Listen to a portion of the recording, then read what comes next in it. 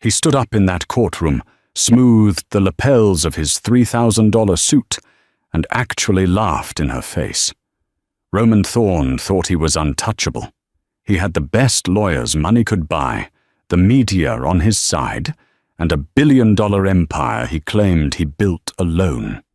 He looked at his ex-wife, Sarah, shivering in her thrift store coat, and treated her like a nuisance he was about to scrape off his shoe. He thought he had won before the gavel even banged, but he made one fatal mistake.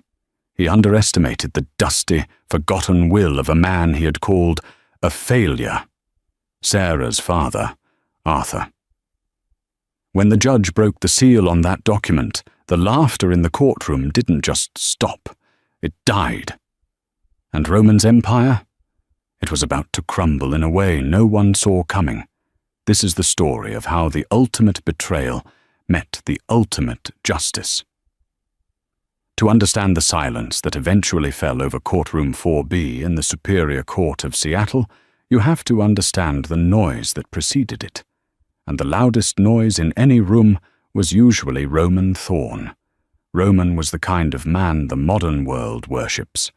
At 34, he was the CEO of Thorne Dynamics, a tech firm specializing in algorithmic trading software. He was handsome in a sharp, predatory way, steely blue eyes, a jawline that looked carved from granite, and a smile that didn't quite reach his eyes. He was the golden boy of the Pacific Northwest tech scene. Sarah Jenkins, on the other hand, was the shadow behind his light. They had met 10 years prior at a coffee shop in Portland. Back then, Roman wasn't a CEO. He was a frantic, unwashed coder with a laptop held together by duct tape and an eviction notice in his pocket. Sarah was a graphic designer, struggling to pay off her student loans, but possessed of a warmth that Roman desperately needed. For 6 years, Sarah carried him.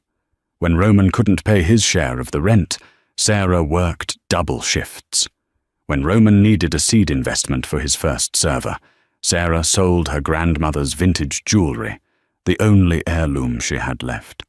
She cooked, she cleaned, she proofread his pitches, and she soothed his ego when the investors slammed doors in his face. "We're a team, Sarah," he used to whisper to her at 2 a.m., his eyes bloodshot from coding. "When I make it, you make it. We're building an empire." And they did. Or rather, the empire was built, but the walls were constructed to keep her out. The change happened slowly, then all at once. When Thorne Dynamics went public, the money didn't just change Roman, it metastasized in him. He traded his Toyota for a McLaren. He traded their cozy apartment for a glass-walled penthouse overlooking the Sound. And eventually, he decided to trade his wife. The divorce was brutal. It wasn't just that he left her, it was how he did it. He had her served with papers on their 7th anniversary at the restaurant where they had their first date. He didn't even show up. He sent a courier. The settlement offer was insulting. A pittance of monthly alimony for 3 years and permission to keep her own car. No stock options. No share of the company she helped fund. Roman's argument was simple and cruel. Sarah was a homemaker and a distraction. He claimed he was the sole genius behind the code. Sarah, heartbroken and humiliated, initially wanted to sign just to get away from him. But then she found the emails. She discovered that Roman had been hiding assets, millions of dollars diverted into shell companies in the Caymans. Worse, he was mocking her to his friends. In a group chat revealed during discovery, Roman had written, "She actually thinks she owns a piece of the algorithm. She's a graphic designer. She drew the logo. I did the math. She's lucky I'm giving her anything at all. She's just like her loser father." That was the spark. Sarah's father, Arthur Jenkins, had died 2 years prior. He was a quiet, eccentric man who spent his life tinkering in his garage, smelling of solder and sawdust. Roman had always despised Arthur, calling him a wasted mind and a hobbyist because Arthur never monetized his inventions. Roman refused to attend Arthur's funeral, claiming he had a board meeting. Reading that text message, Sarah felt something inside her snap. It wasn't greed, it was a need for correction. She hired a lawyer, not a shark like Roman's, but an old family friend named Mr. Henderson, and she sued for 50% of Thorn Dynamics. The media called it the gold digger versus the visionary. The internet trolls tore Sarah apart, but she stood firm. And that led them to that rainy Tuesday in November, inside courtroom 4B, where Roman Thorn was about to make the biggest mistake of his life. The courtroom smelled of floor wax and old wood, but around the defense table it smelled of expensive cologne and arrogance. Roman sat flanked by 3 lawyers. The lead attorney was Marcus Sterling, a man known in Seattle legal circles as the Butcher. Sterling cost $500 an hour, and he wore a smile that suggested he had already eaten the canary. On the plaintiff's side, Sarah sat alone with Mr. Henderson.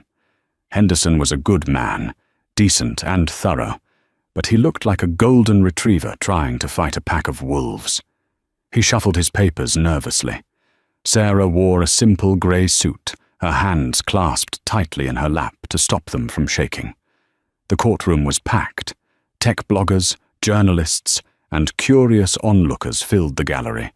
Everyone wanted to see the visionary take down his greedy ex-wife. Judge Elena Harriman entered the room. She was a stern woman in her 60s, with reading glasses perched on the end of her nose and a reputation for zero tolerance for theatrics. "Mr. Sterling," Judge Harriman said, her voice dry, "you may proceed with your opening statement regarding the division of assets." Sterling stood up, buttoning his jacket. He didn't walk, he glided. He approached the jury box. Though this was a bench trial, he performed for the audience, and then turned his gaze on Sarah. "Your Honor," Sterling began, his voice smooth as velvet, "we are here today because of a delusion that support equates to creation. My client, Mr. Thorn, built Thorn Dynamics from the ground up using his intellect, his coding skills, and his sleepless nights. Ms. Jenkins provided coffee. She provided laundry services. These are noble tasks, surely, but they do not entitle one to half of $1 billion intellectual property." Roman leaned back in his chair, smirking at Sarah. He mouthed the word, "greedy." Sterling continued, pulling up a projection of a timeline.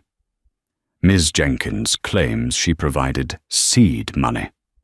We acknowledge she sold some jewelry for $4,000. Mr. Thorn is willing to reimburse her that amount with interest. Let's call it $10,000. But to claim ownership of the Thorn algorithm, it is absurd. It is akin to the janitor at NASA claiming he landed the rocket on the moon because he swept the launch pad." A ripple of laughter went through the courtroom. Roman chuckled audibly. "Mr. Thorn," Judge Harriman warned, peering over her glasses, "control yourself." "Apologies, Your Honor," Roman said, standing up.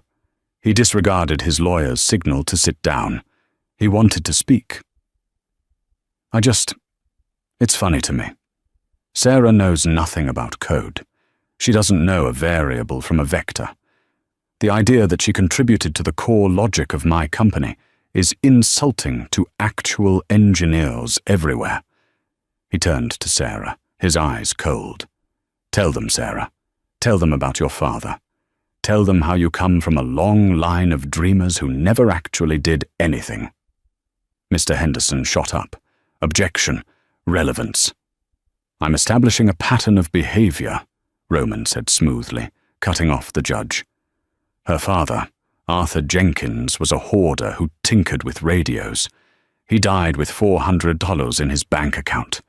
Sarah is terrified of ending up like him, so she's trying to steal my success. It's pathetic, really." Sarah felt the tears pricking her eyes, but she bit the inside of her cheek until she tasted blood. Don't let him see you cry. Not for Arthur. Never for Arthur. Sustained, Judge Harriman banged the gavel. Mr. Thorne, sit down. Any more outbursts, and I will hold you in contempt. Roman sat, looking entirely unbothered. He whispered loudly enough for the front row to hear, "We've already won. Look at her lawyer. He's shaking." The morning session was a bloodbath. Sterling dismantled Sarah's claims one by one. He produced documents showing Roman as the sole signatory on the patents. He brought in expert witnesses, employees of Roman, who testified they never saw Sarah do anything but bring lunch. By the lunch recess, the mood in the room was clear. Sarah was going to lose. She was going to lose everything. In the hallway, Sarah went to the vending machine to get a water. Her hand was shaking so badly she couldn't get the dollar bill into the slot. Need some help? She turned. It was Roman. He was alone, his entourage waiting by the elevators.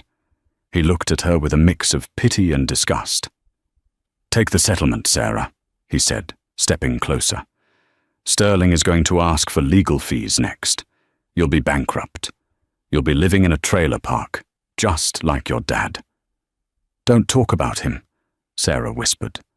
"Why?" "He was a loser, Sarah. And you know it. He left you nothing. Just a garage full of junk and a mountain of debt. I was the best thing that ever happened to you." He leaned in, his voice dropping to a cruel whisper. "You should have been grateful I kept you around as long as I did." He walked away, laughing as he joined his lawyers. Sarah stood there, clutching her purse. Inside that purse was a letter she had received only yesterday. It was from the executor of her father's estate, a small-time attorney in Ohio. It simply said, "We found a box in the attic. The judge needs to see this." She hadn't shown it to Mr. Henderson yet because she didn't think it mattered. It was just Arthur's stuff. But Roman's words, "He left you nothing," rang in her ears. They went back into the courtroom for the afternoon session. "Defense rests," Sterling announced smugly at 2:00 p.m. "We see no need to drag this out. The plaintiff has no evidence of ownership." Judge Harriman looked at Mr. Henderson. "Does the plaintiff have any further witnesses or evidence?" Mr. Henderson looked at Sarah, ready to shake his head and accept defeat. But Sarah stood up. She reached into her bag and pulled out a thick, yellowed envelope. It smelled of old paper and soldering iron. "Your Honor," Sarah said, her voice trembling but gaining strength, "I have new evidence. It concerns the origin of the Thorne algorithm." Sterling laughed. "Your Honor, this is an ambush. We haven't seen this." "It was discovered yesterday," Sarah said. "In the belongings of my father. The man Mr. Thorne claims was a failure." Judge Harriman looked at Roman, then at Sarah. "Bring it up." Sarah walked to the bench. She handed the envelope to the bailiff, who handed it to the judge. Judge Harriman opened it. She pulled out a stack of notebooks, old grid-lined engineering notebooks, and a single, stamped legal document, dated 5 years before Roman started his company. The courtroom went silent as the judge began to read. Her eyebrows shot up. She flipped a page, then another. She looked over the top of the papers at Roman Thorne. For the first time all day, Roman didn't look arrogant. He looked confused.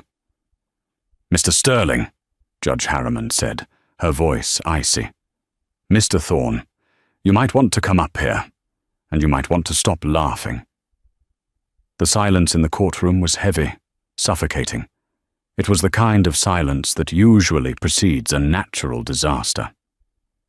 Roman Thorne walked to the bench, his gait still somewhat confident, though the smirk had vanished. His lawyer, Marcus Sterling, moved with the urgency of a man realizing he was standing on a landmine. Judge Harriman laid the notebook open flat. The pages were yellowed, the grid lines faded, but the ink, blue ballpoint, pressed hard into the paper, was unmistakable. "Mr. Thorne," the judge said, her voice dangerously quiet. "Do you recognize this handwriting?" Roman glanced at the page. He squinted. Then his face went pale. It was a pallor that started at his neck and drained the color right out of his cheeks. He knew that handwriting. He had spent hours staring at it 6 years ago, trying to decipher the genius hidden within the scrawl. "It looks like Arthur's," Roman stammered. "My ex-father-in-law. But this is irrelevant. The man was a hoarder. He wrote nonsense in notebooks all day. Recipes, conspiracies, radio frequencies." "Is that so?" Judge Harriman flipped a page. "Because this doesn't look like a recipe to me. It looks like a sequence of predictive algorithms for high-frequency data passing. And right here, at the top of page 42, is a header." She turned the book around so the gallery could see the back of it, but she pointed specifically for Roman. Written in block letters was, "The Thorne-Jenkins Protocol, Draft 4. "It's dated," the judge continued. "August 14th, 6 years ago. That is exactly 3 months before you registered the copyright for the core code of Thorne Dynamics. And Mr. Thorne? The math on this page? It is identical to the proprietary architecture you presented to this court this morning as your sole invention." Sterling, the high-priced lawyer, snatched the notebook from the bench, a breach of protocol, but he was too panicked to care. He scanned the equations. He looked at his client. "Roman," Sterling hissed, his voice dropping an octave. "You told me you wrote the source code from scratch. You told me there were no other contributors." "I did," Roman's voice cracked, loud enough for the microphone to catch. "I did write the code. Arthur he just gave me some ideas. We talked about it over dinner. He didn't build the company. I built the interface. I sold the product. He just scribbled some math on a piece of paper." "So you admit he contributed?" Sarah spoke up from her table. She hadn't walked to the bench, but her voice carried clearly across the room. She was standing now, looking at Roman, not with fear, but with a dawning realization. "He didn't contribute!" Roman shouted, spinning around to face her. The vein in his forehead bulged. He was an old man, tinkering in a garage. He didn't know how to monetize it. He was useless, Sarah. I took his gibberish and made it worth $1 billion. That makes it mine. "Mr. Thorne," Judge Harriman slammed her gavel. "Silence." She turned her gaze back to the notebook. "This document is notarized," she said, delivering the final blow. There is a stamp on the last page from a notary public in Portland, dated 6 years ago. Arthur Jenkins didn't just write this down, he legally recorded it, and in the margin, there is a note. The judge adjusted her glasses and read aloud, her voice echoing in the stunned room. "Roman is a bright boy, but he lacks the patience for the bridge logic. I'm giving him the keys to the kingdom today. I hope he treats Sarah right. If this works, half of it belongs to her. It's her dowry, whether he knows it or not." The courtroom erupted. Reporters were frantically typing on their phones. The gold digger narrative had just been obliterated in 30 seconds. Sterling looked at the judge, then at Roman. He closed his briefcase. "Your Honor, I request an immediate recess to confer with my client regarding this new evidence." "I bet you do," Judge Harriman said dryly. 30 minutes? And Mr. Thorne? If you leave this building, I will have the marshals drag you back in chains." As the bailiff called, "All rise," Roman stood frozen. He looked at Sarah. For years he had made her feel small. He had made her feel like a parasite, feeding off his brilliance. But as he looked at her now, he realized the terrifying truth. He wasn't the host. He was the parasite. He had fed off Arthur's genius and Sarah's support, and now the host body was rejecting him. Sarah met his gaze. She didn't smile. She didn't gloat. She just looked at him with the cold, hard eyes of a woman who finally knew her worth. The conference room adjacent to courtroom 4B was small, windowless, and currently filled with the sound of Marcus Sterling screaming. "You lied to me!" Sterling threw his expensive fountain pen against the wall. Ink splattered across the beige paint like black blood. "You sat in my office, you looked me in the eye, and you told me the IP was clean. Do you have any idea what you've done? That's perjury, Roman. That's fraud." Roman was pacing the small room, sweating profusely. He had loosened his tie, and his perfect hair was disheveled. "It's not fraud, Marcus. It's interpretation. Arthur gave me the notes.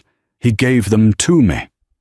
"Did he sign a transfer of IP rights?" Sterling barked. "Did he sign a work-for-hire agreement? Did he sign anything?" "No. He was my father-in-law. We were family." "And then you divorced his daughter and cut her out."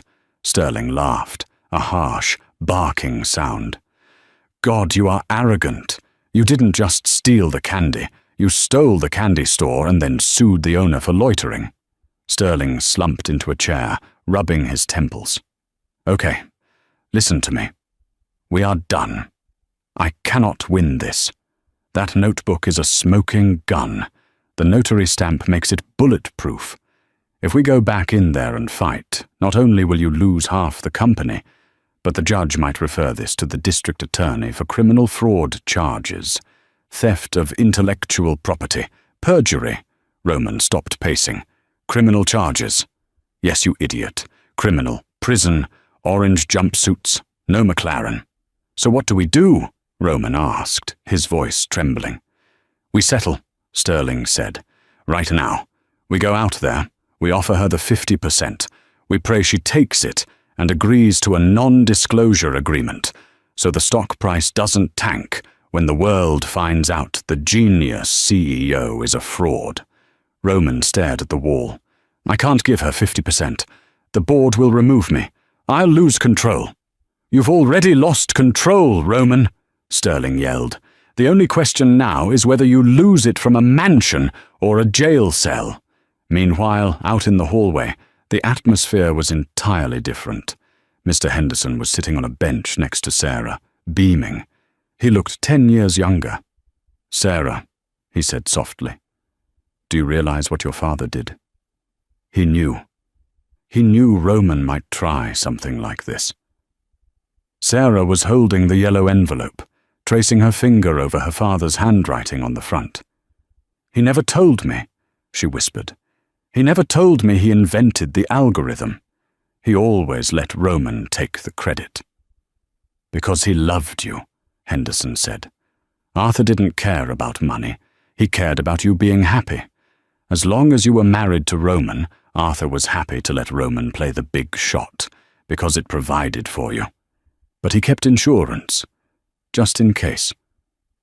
Sarah closed her eyes, a tear rolling down her cheek. She could picture her dad in his garage, wearing his stained flannel shirt, looking over his glasses at Roman. She remembered how Roman would come over, frustrated and angry because his code wasn't working, and her dad would calmly pour him a tea, sit him down and say, "Let's look at the logic, son." Roman hadn't built the empire. He had just marketed her father's kindness. "Mr. Henderson," Sarah said, opening her eyes, "I don't want to settle." Henderson blinked. "Sarah, they are going to come out of that room and offer us exactly what we asked for. 50%. Maybe more. It's an instant win." "No," Sarah said, her voice hardening. "It's not about the money anymore. If I settle, he gets to keep his reputation. He gets to stay the visionary. He gets to sign an NDA and bury my father's legacy again. What do you want to do?" "I want the truth on the record," Sarah said. "I want everyone to know that Thorn Dynamics was built by Arthur Jenkins. I want Roman to say it. Under oath." At that moment, the door to the conference room opened. Sterling and Roman walked out. Roman looked like a beaten dog, but Sterling had his mask back on. "Mr. Henderson," Sterling said, approaching them, "we have a proposal, a very generous proposal. Mr. Thorne is prepared to offer your client 55% of the marital assets and a lump sum of $10 million, effective immediately. In exchange, we seal the court records and sign a mutual non-disparagement agreement." It was a fortune. It was more money than Sarah could spend in 10 lifetimes. Henderson looked at Sarah, waiting for her to nod. Sarah stood up. She looked Roman dead in the eye. "No," she said. Roman's head snapped up. "What? Sarah? That's insane. It's millions." "I don't want your money, Roman. I want the company," she said calmly. "All of it. Or at least the controlling interest that belongs to my father's estate." "You can't have the company," Roman hissed. "You don't know how to run it." "Maybe not," Sarah said, "but I know who really built it. And I'm not signing an NDA. I'm not hiding the truth. We're going back into that courtroom, and I'm going to let the judge finish reading that notebook." "Sarah, please!" Roman stepped forward, his voice desperate, dropping the act entirely. He reached out to grab her arm, but Henderson stepped in between them. "Sarah, if this gets out, the stock crashes. The company becomes worthless. You'll be inheriting ash."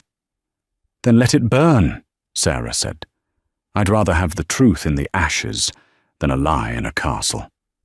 She turned and walked back into the courtroom. The gallery was buzzing. The reporters were leaning forward.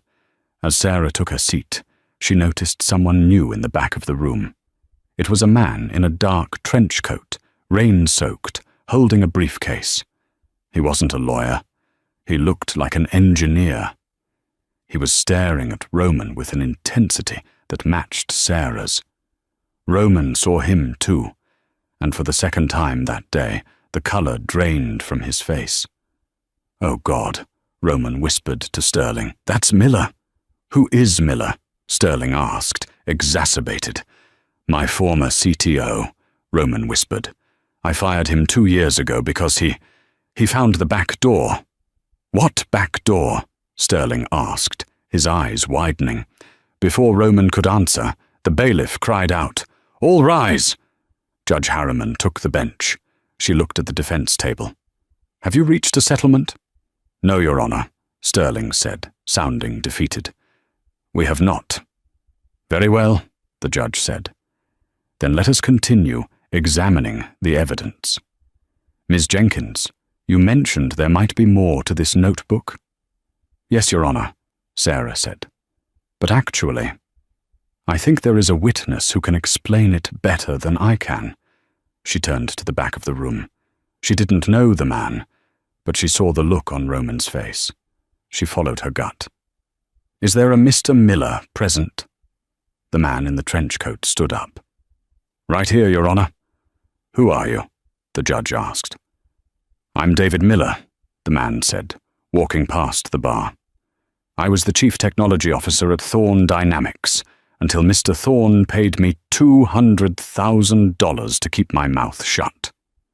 But I see the NDA has just been voided by perjury." He dropped his briefcase on the plaintiff's table. "I have the rest of the puzzle," Miller said, "and I can prove that Roman Thorne hasn't written a line of code in 5 years. In fact, he doesn't even have the password to his own mainframe." Roman put his head in his hands. The house of cards wasn't just falling, it was being incinerated. David Miller took the stand not with the hesitancy of a witness, but with the swagger of an executioner. He was a man who had clearly spent the last 2 years waiting for this exact moment. He was sworn in, and Sarah's lawyer, Mr. Henderson, approached the podium. Henderson didn't need to do much. He just needed to open the gate.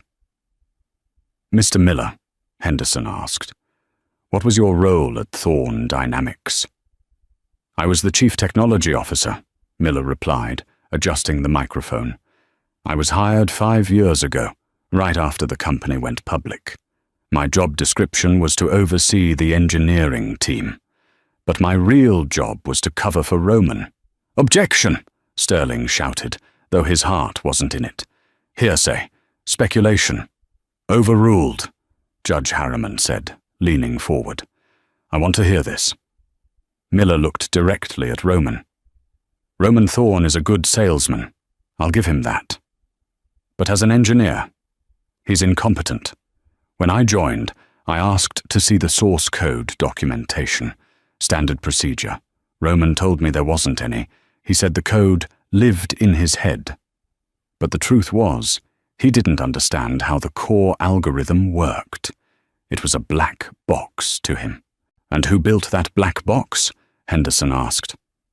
"Arthur Jenkins," Miller said. "I found the digital signatures deep in the kernel. The code was elegant, brilliant, and decades ahead of its time. It was written in a coding style that hasn't been used since the late 90s. Efficient, compact. Roman's additions, on the other hand, were sloppy patches on top of a masterpiece." Miller reached into his briefcase and pulled out a hard drive. 2 years ago, the system started to lag," Miller continued. "We needed to update the core architecture to handle the increased user load. I told Roman we needed to rewrite the base code. He panicked. He forbade anyone from touching the Jenkins kernel. He was terrified we'd break it, and he wouldn't know how to fix it." "Is that why you were fired?" Henderson asked. "No." Miller smiled grimly. "I was fired because I found the dead man's switch." A murmur ran through the courtroom. Roman had his face buried in his hands. He knew what was coming. "Explain," Judge Harriman commanded. "Arthur Jenkins wasn't just a genius. He was a protective father," Miller said. He knew Roman. He knew that if Roman ever got full control, he would discard Sarah. So Arthur hard-coded a dependency into the algorithm. It's a date check function. Every year, on Sarah's birthday, the system requires a manual authorization key, a specific 64-bit encryption key that must be entered manually. Sarah gasped. Her birthday was tomorrow. For the last 6 years, Miller said, Roman has been inputting a key he found in Arthur's old notes. But Arthur was clever. The key rotates. The sequence changes based on a pattern only Arthur knew. The list of keys Roman had. It runs out tomorrow. Miller pointed at the defendant. That's why he wanted the divorce finalized today. That's why he was so desperate to get Sarah to sign away her rights. He needed legal clearance to try and sell the company before the code locks him out tomorrow at midnight. He was going to cash out and let the buyers deal with the crash. "If the key isn't entered tomorrow?" Henderson asked. "The Thorne algorithm deletes itself," Miller said flatly. "It's a scorched earth protocol. The software that runs 40% of the global high-frequency trading market will simply vanish. The company will go from $1 billion valuation to zero in a microsecond." The courtroom was in chaos. Journalists were sprinting out the doors to call their editors. Stockbrokers watching the live stream were likely screaming into their phones. Sterling, Roman's lawyer, stood up slowly. He looked at his client with pure venom. "You didn't tell me the company was a ticking time bomb, Roman." "I thought I could hack it," Roman screamed, standing up, his composure utterly gone. "I hired hackers. We've been trying to crack Arthur's encryption for 6 months, but the old man was insane. He used a cipher based on music," Sarah whispered. Everyone turned to her. "What was that, Miss Jenkins?" Judge Harriman asked softly. Sarah stood up, her eyes distant. "My father played the cello. He taught me that math and music are the same thing. Frequencies, harmonics." She looked at the yellow notebook on the judge's bench. The notebook, the numbers in the margins, they aren't just equations. They're musical intervals. Bach's cello suites. Roman stared at her, his mouth open.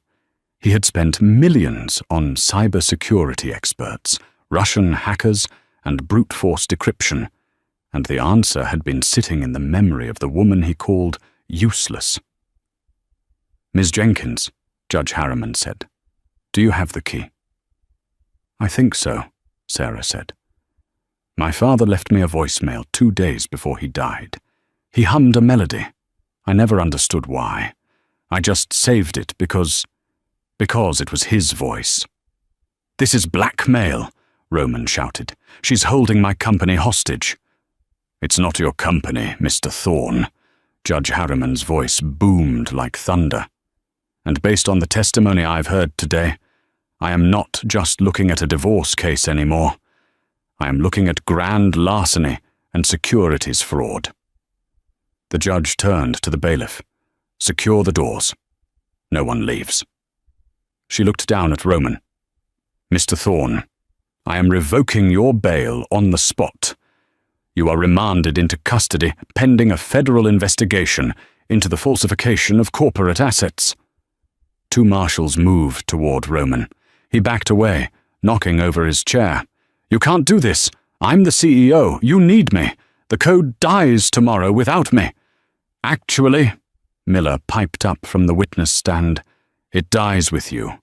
Only Sarah can save it now." As the handcuffs clicked around Roman's wrists, the flashbulbs of the press cameras went off like strobe lights. The golden boy was tarnished. The sight of Roman Thorne being led out of the courtroom in handcuffs was an image that would be plastered on the front page of every newspaper in the country. The video of his outburst, "I'm the CEO," was already trending #1 on Twitter before he even reached the holding cell.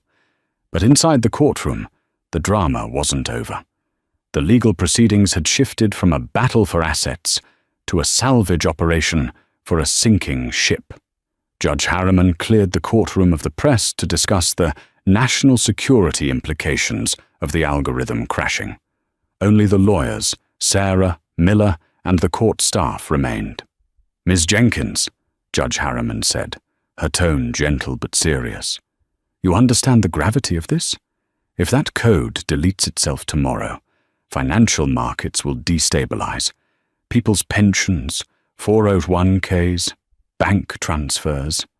Arthur's algorithm is the backbone of it all. Roman Thorne was reckless to an almost criminal degree to let it get this far." Sarah sat at the table, the weight of the legacy pressing down on her. "My father didn't want to hurt anyone," she said. "He just wanted to stop Roman from stealing his life's work. The deletion protocol, it was a fail-safe, a last resort." "I understand," the judge said. "But now you hold the trigger. What do you want to do?" Marcus Sterling, now acting more as a desperate mediator than Roman's defense, spoke up. "Ms. Jenkins, the board of directors of Thorne Dynamics is on the phone. They are panicked, to say the least. They are prepared to offer you the position of interim chairwoman. They are prepared to give you Roman's entire voting stock block. They just need you to input the key." Sarah looked at Mr. Henderson. The old lawyer smiled. "It's your choice, Sarah. You can let it burn, like you said, or you can take the wheel." Sarah thought about the last 10 years. She thought about the coffee shop in Portland. She thought about the late nights making Roman sandwiches while he ignored her. She thought about the humiliation of the thrift store coat and the trolls online calling her a gold digger. If she let the code die, she destroyed Roman's creation, but she also destroyed her father's genius. Arthur's code was beautiful. It deserved to live. It just needed the right operator. "I won't give the key to the board," Sarah said firmly. Sterling blanched. "But I will go to the server room myself," Sarah said. "I will input the key. But I want a new contract drawn up before I step foot in that building." "Name your terms," Sterling said. "First, the company name changes. No more Thorne Dynamics. It becomes Jenkins Systems." Sterling nodded frantically. Done. Easy. Second, Sarah continued, her voice gaining steel. Roman receives nothing. No severance, no golden parachute. His shares are liquidated to pay back every employee he underpaid and every investor he defrauded. And the remainder goes into a scholarship fund for engineering students from low-income backgrounds, in my father's name. That will be legally complex, Sterling hesitated. Roman still has rights. Roman is facing 20 years for fraud, Judge Harriman interjected. I think you'll find his bargaining position is non-existent, Mr. Sterling. If I were you, I'd advise the board to accept Ms. Jenkins's offer before she decides to hum that melody into a trash can instead of the server. Sterling sighed. Agreed. I'll draft it now. And third, Sarah said, looking at David Miller, I need a CEO who actually knows what they're doing. Mr. Miller, are you busy? Miller grinned. I think my schedule just cleared up. The trip to the tower. 2 hours later, a convoy of black SUVs sped through the rainy streets of Seattle, but this time Roman wasn't in them. Sarah was. They arrived at the Thorn Dynamics headquarters, a glass monolith piercing the grey sky. The lobby was filled with terrified employees who had heard the rumors. Security guards, who usually ignored Sarah or looked at her with suspicion, now held the doors open with trembling respect. They took the private elevator to the server floor, deep underground. The room was cold, humming with the sound of 1,000 cooling fans. In the center stood the black box, the main server rack that housed the Arthur Jenkins kernel. A red light was blinking on the console. A countdown timer on the screen read, System Purge in 041210, 4 hours until oblivion. Miller typed in his administrative override to bring up the command prompt. It's ready for the key, Sarah. Sarah took out her phone. She played the voicemail. Her father's voice, raspy and kind, filled the sterile room. Hey, sweetie, it's Dad. I know things are hard right now. But remember, life is just rhythm. You fall down, you get up. It's a progression. Anyway, I had a tune stuck in my head. C, G, E, A, followed by a low B, just like the suite. Love you, kiddo. Sarah stepped up to the keyboard. She didn't type notes. She translated them into the numerical frequencies her father had taught her when she was a little girl sitting on his workbench. 261.6. 392 peso suhuasu. So, 329.6. 444 suwaso. Her fingers flew across the keys. She wasn't a coder, but she was Arthur Jenkins's daughter. She spoke his language. She hit enter. The screen froze. The blinking red light turned solid. The fans whirred louder, then settled into a steady, rhythmic hum. Access granted. Welcome, Administrator Jenkins. Next authorization required, 365 days. Miller let out a breath he seemed to have been holding for years. We're live. The system is stable. Sarah put her hand on the cold metal of the server. She felt a strange warmth, a vibration that felt like a cello string. Thanks, Dad, she whispered. The fall of Roman Thorn was swift and total. The SEC investigation revealed that Roman had been cooking the books to hide the fact that he couldn't update the software. He was indicted on 12 counts of fraud, perjury, and embezzlement. The Golden Boy traded his penthouse for a 6x8 cell at the Federal Detention Center. His assets were frozen. His McLaren was auctioned off. His friends in the tech world deleted his number and pretended they never knew him. But the biggest twist was yet to come.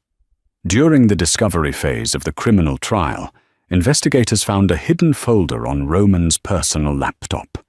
It contained drafts of a memoir he was planning to write, titled The Soul Genius. In the draft, he explicitly admitted to destroying Arthur's original physical prototypes to erase the trail. This admission sealed his fate. The jury took less than 3 hours to convict him. Sarah didn't go to the sentencing. She didn't need to. She was too busy. Jenkins Systems was thriving. Under Miller's technical leadership and Sarah's ethical guidance, the company had shifted focus. They stopped selling predatory trading algorithms to hedge funds and started working on public infrastructure projects, optimizing power grids, traffic systems, and hospital logistics. Sarah kept the old thrift store coat. It hung in her office, right next to her father's framed patent, as a reminder of where she came from. 6 months after the trial, Sarah received a letter from prison. The return address was Roman Thorn. She sat at her desk, the city of Seattle sprawling below her, a city she now helped run. She looked at the envelope. She thought about opening it. She thought about reading his apologies, his excuses, his begging. Then she remembered the way he had laughed in the courtroom. She remembered him calling her father a failure. She took a lighter from her drawer, the one she used to light candles for her dad. She set the corner of the envelope on fire and dropped it into the metal wastebasket. She watched it turn to ash, just as Roman had predicted her inheritance would. But out of the ash, she had risen. The fall of Roman Thorn was not a quiet slide into obscurity. It was a violent crash that shook the foundations of the tech world. In the weeks following the standoff in the server room, the dismantling of his life was absolute. The federal investigation, sparked by Judge Harriman's court order, unearthed a rot far deeper than anyone expected. Investigators found that Roman hadn't just stolen Arthur's code. He had been running a Ponzi-like scheme to secure venture capital, using projected profits from an algorithm he couldn't control or update. The final nail in his coffin came from his own arrogance. During the seizure of his digital assets, forensic analysts recovered a deleted folder on his cloud drive. Inside was a draft of his autobiography, tentatively titled The Sole Genius. In Chapter 4, Roman had written, in his own words, "The old man's prototypes were dangerous. I had to destroy the physical evidence to ensure the market saw only me. Arthur was the architect, yes, but I was the one who bulldozed the lot to build the skyscraper. History only remembers the builder, not the architect." It was a confession signed in hubris. 6 months later, Sarah sat in the back of the same courtroom where Roman had once mocked her.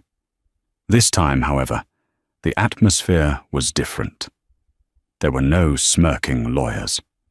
Marcus Sterling had recused himself, leaving Roman with a weary public defender who looked like he'd rather be anywhere else. When the gavel came down, it sounded like a thunderclap. 20 years for securities fraud, perjury, and embezzlement. Roman didn't scream this time. He didn't shout about being a visionary. He simply slumped in his chair, looking small, grey, and utterly ordinary. As the marshals led him away, he turned to look at the gallery, searching for a sympathetic face. He found only Sarah. She didn't look away. She offered him a small, sad nod, a final acknowledgement not of his worth, but of his end. 1 year later, the Seattle skyline looked different. The massive glass-paneled skyscraper that once bore the neon blue letters Thorn Dynamics had been rebranded. The letters were gone, replaced by a modest, elegant logo in warm gold. Jenkins Systems. Sarah stood in the executive office, formerly Roman's penthouse suite. The cold bachelor pad aesthetic of black leather and chrome was gone. The room was now filled with plants, warm wood furniture, and light. David Miller, now the acting CEO, knocked on the doorframe. "You ready, Sarah?" he asked. "The board meeting starts in 10 minutes. We're approving the expansion of the Arthur Jenkins grant for underprivileged engineers." "In a minute, David," Sarah said, staring out at the rain-slicked city. "I just have one piece of old business to finish." She picked up a letter from her desk. It had arrived that morning from the Federal Correctional Institution in Sheridan. The handwriting was shaky, but unmistakably Roman's. She had read it only once. It was a masterpiece of narcissism. Even from a prison cell, Roman couldn't let go of the narrative. "Sarah," it read, "I know you're angry, but remember who put you in that office. We were a team. I pushed you. I made you tough. Without me, you'd still be a graphic designer in Portland. I need a character reference for my appeal. You owe me that much. We built this empire together." He still didn't get it. He thought the empire was the money. He thought the empire was the building. Sarah reached into her desk drawer and pulled out a long, silver lighter, the kind her father used to light his pipe in the evenings. She didn't feel anger anymore. She just felt a profound sense of clarity. "I wasn't the graphic designer you saved, Roman," she whispered to the empty room. "I was the artist who drew the line you couldn't cross." She flicked the lighter. The flame danced, reflecting in her eyes. She held the corner of the envelope to the fire. She watched the paper curl and blacken, the words, "We were a team," turning into grey ash that floated down into the wastebasket. She didn't wait for the fire to go out. She turned her back on the smoke, picked up her portfolio, and walked out of the office to meet her team. Later that evening, Sarah drove out of the city, leaving the corporate world behind. She pulled up to a small, unassuming house in the suburbs, her father's old house. She had bought it back from the bank immediately after the settlement. But she hadn't moved in. Instead, she had transformed the garage. The door rolled up to reveal a bustling hive of activity. It was the Jenkins Innovation Lab. A dozen kids from the neighborhood were there, huddled over workbenches, soldering irons in hand, computer screens glowing with code. It smelled of ozone, sawdust, and potential. In the center of the room, framed on the wall, was the original yellow notebook, opened to the page with the musical cipher. Sarah walked over to a young girl who was struggling with a robotic arm. The girl looked frustrated, on the verge of tears. "It won't work," the girl grumbled. "The code is broken." Sarah knelt down, just as Arthur used to do. "The code isn't broken, sweetie," she said softly. "It's just out of tune. Listen to the hum of the servo motors. Can you hear the rhythm?" The girl closed her eyes and listened. It's skipping a beat." "Exactly," Sarah smiled, tapping the girl's screen. "There's your error. It's a rest note where there should be a tone. Fix the rhythm. Fix the code." The girl typed in a correction. The robot arm whirred to life, moving in a perfect fluid arc. The girl beamed, her face lighting up with the pure joy of creation. Sarah stood back, watching the scene. Roman was rotting in a cell, obsessed with his lost millions. But here, in a grease-stained garage, the real wealth was being generated. Her father wasn't a failure. He was a seed. And finally, after the long, harsh winter of Roman thorn, the garden was in full bloom. So, what is the real takeaway from the fall of Roman thorn? It's that arrogance is a loan with a very high interest rate, and eventually, life comes to collect. Roman thought he could build a kingdom on the back of a man he deemed a failure, failing to realize that true genius doesn't need to scream to be heard. It just needs to work. He mistook Sarah's silence for weakness and her father's poverty for stupidity. But in the end, the gold digger wasn't Sarah. It was Roman, frantically digging for gold in a mind he didn't possess, only to bury himself in the process. Sarah proved that the most powerful inheritance isn't a bank account. It's the truth. What do you think? Did Roman deserve a harsher sentence, or is fading into irrelevance the ultimate punishment for a narcissist? Let me know your thoughts in the comments below. If you enjoyed this story of betrayal and justice, please smash that like button. It helps the channel more than you know. And make sure to subscribe and click the bell icon so you don't miss our next story. Thanks for watching, and I'll see you in the next one.